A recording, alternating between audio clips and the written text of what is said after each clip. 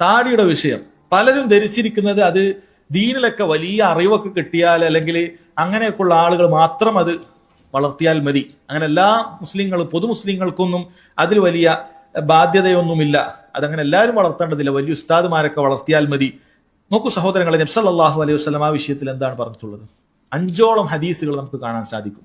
5 ഹദീസുകൾ കൽപ്പനാ സ്വരത്തിലാണ്. വഫിറുൽ ലിഹ, നിങ്ങൾ താടി സമൃദ്ധമായി വളർത്തുക. ഔഫുൽ ലിഹ, താടി നിങ്ങൾ വിട്ടേക്കുക. നബി സല്ലല്ലാഹു അലൈഹി വസല്ലം വാചകങ്ങളൊക്കെ അങ്ങനെയാണ്. താടി വിട്ടേക്കുക, സമൃദ്ധമായി വളർത്തുക. ഇത് നബി സല്ലല്ലാഹു അലൈഹി വസല്ലം കൽപ്പിക്കുകയാണ്. ഈ കൽപ്പന അത് കൽപ്പനയല്ല, അത് നിർബന്ധത്തിനുള്ള വാജിബിനുള്ള കൽപ്പനയല്ല എന്നറിയിക്കണമെങ്കിൽ മറ്റു തെളിവുകൾ വരേണ്ടതുണ്ട്. ആ തെളിവുകൾ എങ്ങനെ വരണമായിരുന്നു? ഒന്നുകിൽ നബി സല്ലല്ലാഹു അലൈഹി വസല്ലം എപ്പോഴെങ്കിലൊക്കെ താടി വടിച്ച് നടക്കുന്ന ഒരവസ്ഥ ഉണ്ടാകണം. നഅൂദുബില്ലാഹ്, അങ്ങനെ ഒരു അവസ്ഥ ഇല്ല. അല്ലെങ്കിൽ ഇത് കേട്ടിട്ടും സഹാബികൾ താടി വെക്കാതെ 1-2 സഹാബികളൊക്കെ ഉണ്ടായിരുന്നു, അവരെ നബി സല്ലല്ലാഹു അലൈഹി വസല്ലം കണ്ടിരുന്നു, എന്നിട്ടൊന്നും പറഞ്ഞിട്ടില്ല എന്ന് വരണമായിരുന്നു. അപ്പൊ നമുക്ക് മനസ്സിലാക്കാം അവിടെ പറഞ്ഞ കൽപ്പന അത് ഉജൂബിനല്ല, അത് വളരെ പുണ്യകരമാണെന്നുള്ള അർത്ഥത്തിലായിരിക്കും. നമ്മൾ ചിന്തിച്ചു നോക്കും സഹോദരങ്ങളെ.